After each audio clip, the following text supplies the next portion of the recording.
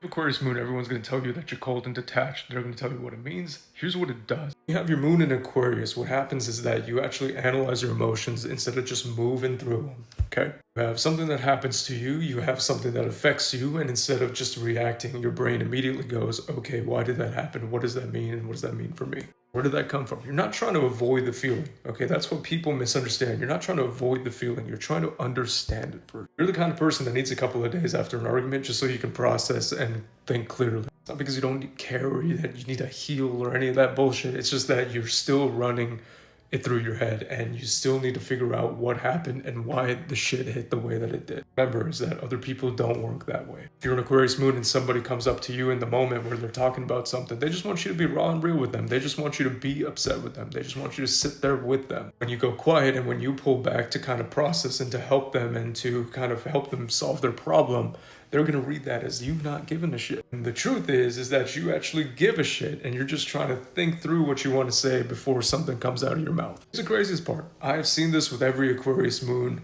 so far in real life, is that a lot of them usually are emotional. Everyone says Aquarius moon is cold and detached. That's not been my experience at all. What I've seen is that people with this placement usually have shown the full depth of their emotion. It was too much, it was too overwhelming, and the same people who are over there complaining about how they're not emotionally available are the same people telling them that it was just way too much.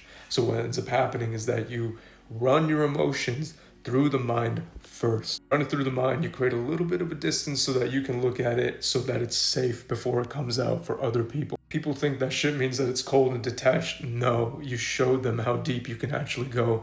They couldn't go into those waters with you. So you learned to process it so that it was more approachable for them. Now this was moon in Aquarius. This didn't take into account the house that it was in, the nakshatra that was in, the house lords that it affects, the ascendant that it's in.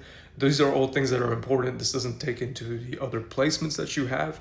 If you want to figure out what every single one of your placement does, you can click the link in my bio, check out how I do my readings, check out how some of the clients have like their readings, and then you can just go from there. Because the truth is that if you want to figure out what your placements mean, you could just search that. But if you want to figure out what it does, you're going to have to put all the pieces together, and no one does that. If you're interested in a reading that beats all the other readings and helps you end the search, just click the link in my bio.